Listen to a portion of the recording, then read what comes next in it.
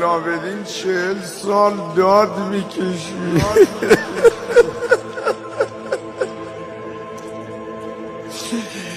شیرخواره تو بغل زنای مدینه تو کوچه میدید، میشست کنار خاک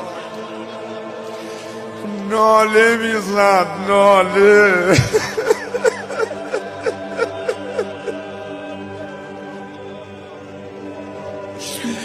می اومد یه ذره گوشت بخره، قصابو میدید رو به قبله میخواد گوسفند و سر ببره، می اومد جلو میگو آب دادی بهش؟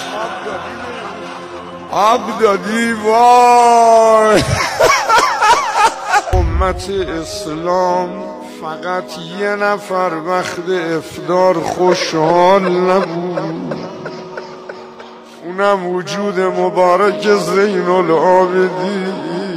سفره مختصر افطار رو که مینداختن آب میذاشتن، نمیخورد، انقدر گریه میکرد که اشک چشمش تو ظرف آب میرید. بعد میفرمود قتل ابن رسول الله عطشان، چگونه آب بخورم؟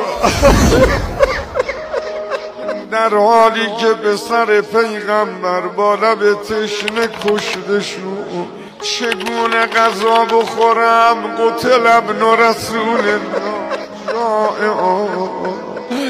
که پسر پیغمبر رو با شکم گرسنه کشتن.